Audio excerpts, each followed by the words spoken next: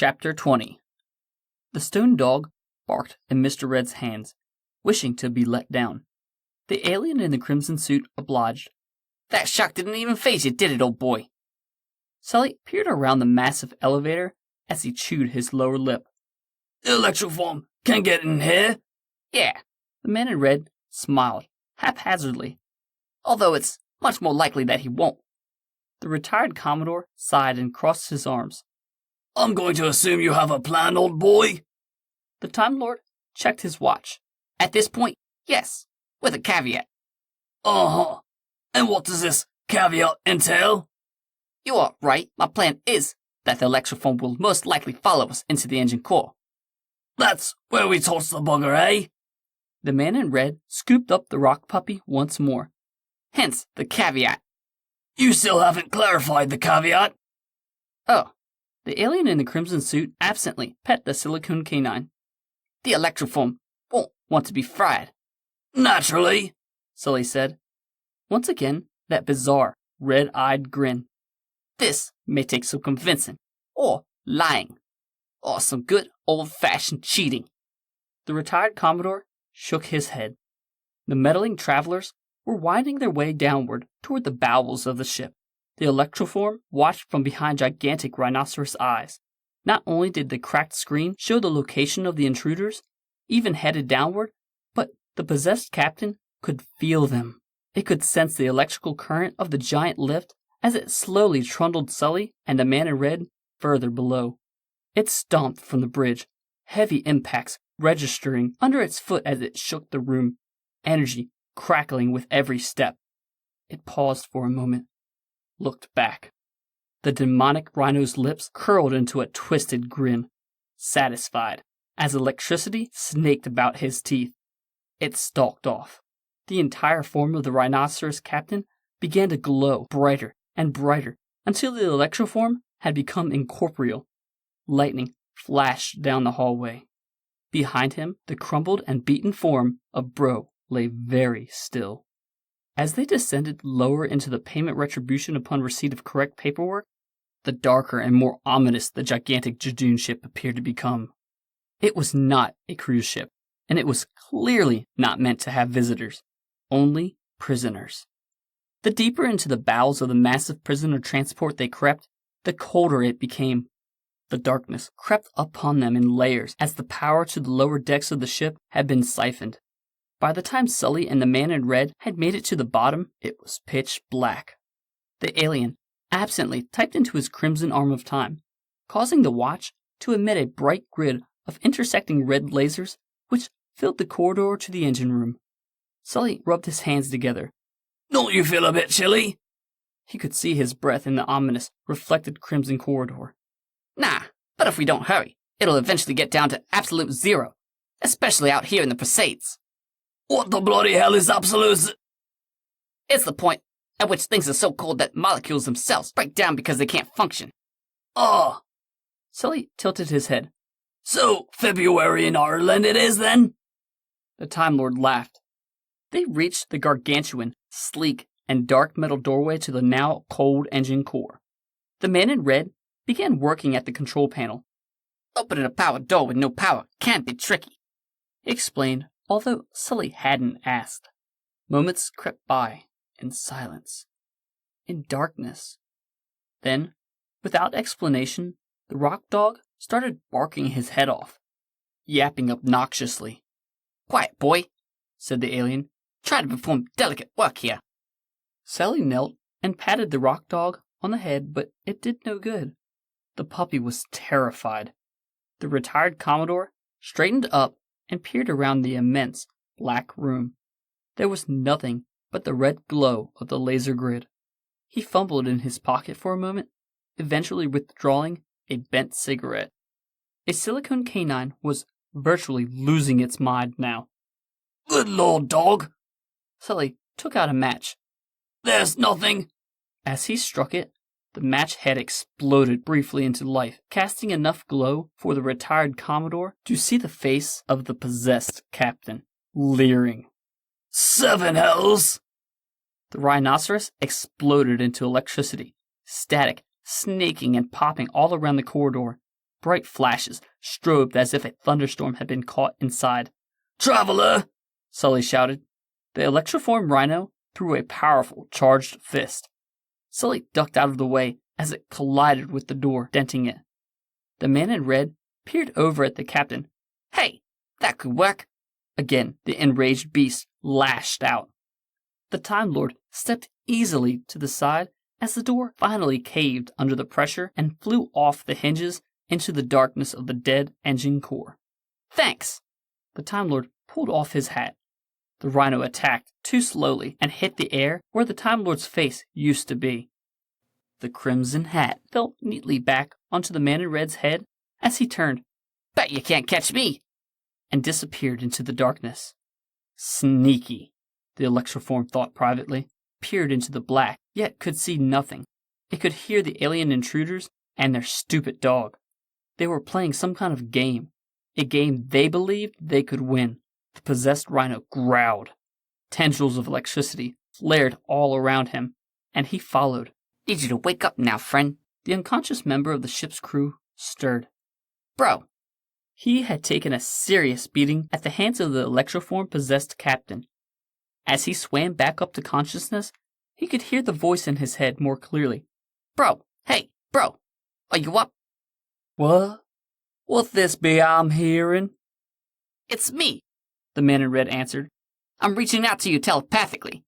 "Huh? Telepathy?" "Listen, we're in a bit of trouble here," the voice urged in his head. "We need you to get down here to the engine core. Please." Ugh. Bro struggled up to a seated position. "What?" Mr. Red patiently repeated himself as he watched the possessed captain walk right by them. "So please, get down here in a hurry because the warp light from my invisibility shell is pretty damn obvious to a being made of electricity." Indeed, although he'd walked by, the electroform rhino stopped to peer back behind him at what he thought were low whispers. He saw nothing at first, but if the electroform stared, concentrating, he could make out a large sphere. It was a bubble, a black bubble reflecting the darkness around it as if it were a mirror. The evil rhino leaned over toward it, bending down. The light spewing outward from its eyes could be seen dancing on the surface of the black orb. It sniffed, giant nostrils, wheezing, but it could scent nothing. So it leered and lingered. The evil electric rhino's horrifying face was less than a foot from his own. Sully tried to keep his heart from pounding out of his chest. To his left, the man in red stood motionless, probably not even breathing, clutching the stone puppy's mouth shut. The possessed captain drew in deeply through his nose. "Something else? He is so close!" The retired Commodore was screaming in his mind. "He knows we're here! He can bloody well smell us!" But the electroform rhinoceros didn't move further. He just stayed close to the traveler's invisible bubble, smelling, staring, sniffing, leering. It was a good 5 minutes that Sully was holding his breath before the behemoth finally trundled slowly in the other direction. The retired Commodore let out a sigh. At last. "He's finally leaving!" Then the rock dog barked. The man in red looked up as the possessed electrical rhino turned, running back toward them at collision speed, shaking the entire room. Bro could tell that he had broken ribs, perhaps a concussion, but nothing he couldn't shake off. Now that the electroform had possessed the captain, the ship was empty and drained of most of its ambient and reserve power, which meant, of course, darkness and silence, which he didn't like. But Bro decided that since he was the only real Jadoon left, he may as well be the one to fix things. He just hoped that those two tiny little men would last long enough for him to arrive. When the possessed Jadoon captain collided with the warped light bubble, it collapsed, leaving the electroform beast standing over the man in red and Sully. The rhinoform laughed a horrifying, deep, guttural dulcet. "Follow me," the Time Lord abruptly ordered. Sully ran after the man in red as the electroform blasted bolts of lightning around the darkened engine room, the enormous yet enclosed space filled with cascading light flashes and crackling explosions. The alien in the crimson suit stopped in front of a massive, intricately designed set of gears, which must have reached 40 feet up to the ceiling. He turned. What are you doing, you daft git? The retired Commodore demanded. Traveler looked at him. Ever play dodgems as a kid? Dodgems? Sully asked. A shock of electricity flowed past him toward his alien friend, who deftly slid out of the way as the lightning bolt smashed into a gigantic gearbox. The engine made a single audible creak, tried to turn over. It was enough for the man in red. Dodgeball! The mad alien grinned. The Jadoon screeched and bellowed as it let loose a torrent of white-hot electricity, which, again, the Time Lord evaded, as if expecting it, because he was. Another cog in the giant machine creaked and spun.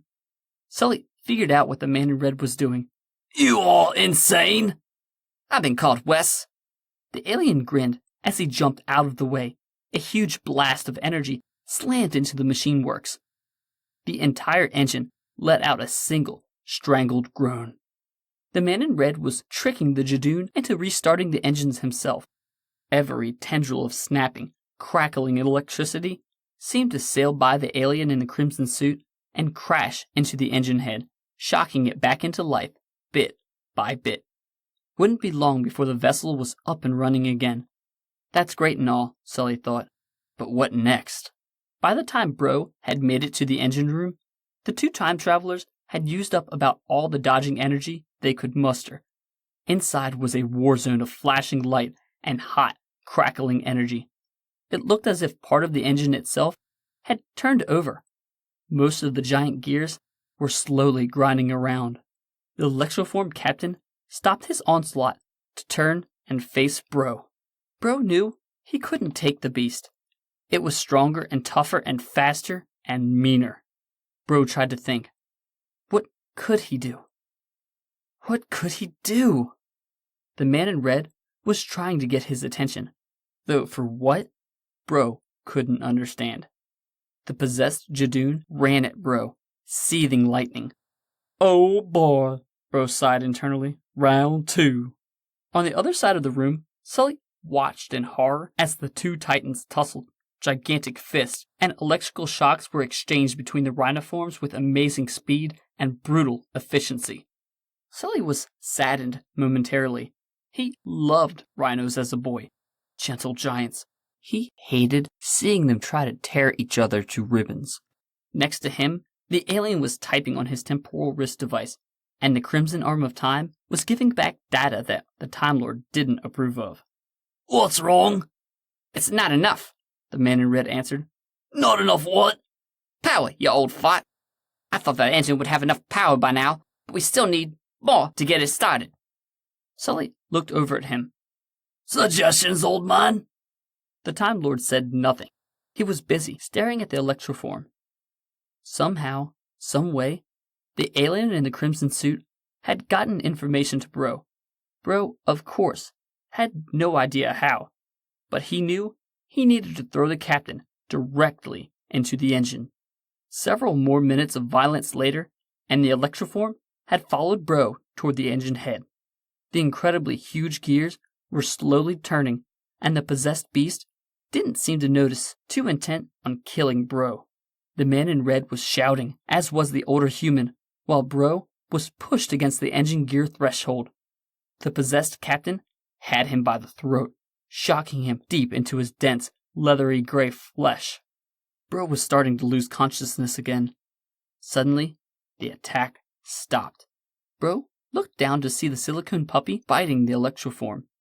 The demonic Jadoon stared down at the rock dog angrily and fired a blast at it. Oddly enough, the electrical charge rolled right off of the silicone canine, leaving it completely unharmed. The electroform gathered its power now and fired a massive bolt of energy. The stone puppy just kept barking and biting, never even noticing the shocks. Now, the man in red smiled. Bro looked at him. Well, now. Bro shrugged. What? He's distracted. Will you just? Bro nodded vigorously, as if he just remembered something. Right, sorry. As the electroformed Jadoon continued to shoot at the invulnerable rock dog, Bro reached down, picked up the possessed captain, and threw him into the engines. The Time Lord ran to the control panel and furiously typed into the console. Above him, the towering, massive engines rippled with power. The giant gears began to spin, and faster, electrical tendrils snaking throughout the empty room. Slowly, lights came on, dim at first, then brighter and brighter. After a few minutes, the entire Jadoon vessel was humming, ready to continue on its course. Later, and several decks up, aboard the damaged, dented, and cracked bridge, stood the man in red at his computer terminal. Sully walked up next to him. Finishing touches? The Time Lord turned and looked back at him. He smiled. I'm sending the retribution upon receipt of whatever back to the Jadoon homeworld. From the other side of the room, Bro held his rock dog and asked, But won't she be empty, sir?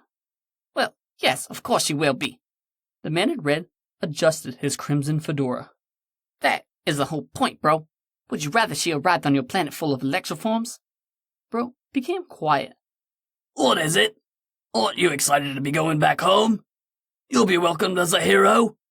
Sully asked. The huge rhinoform seemed saddened. I don't rightly think I need be going back there, as I don't fit in. I understand.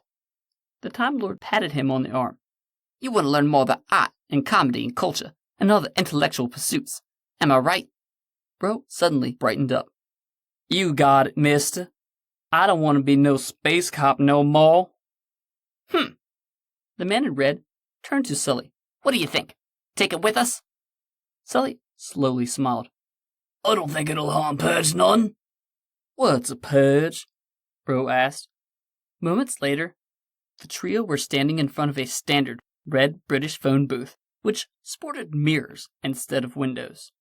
The Time Lord and his retired Commodore friend stepped inside, much to the dismay of the giant rhino. Well, how am I supposed to fit in that thing? It's too darn. Suddenly, a crimson-clad hand reached out, grabbed Bro, and yanked him in. Oh my word.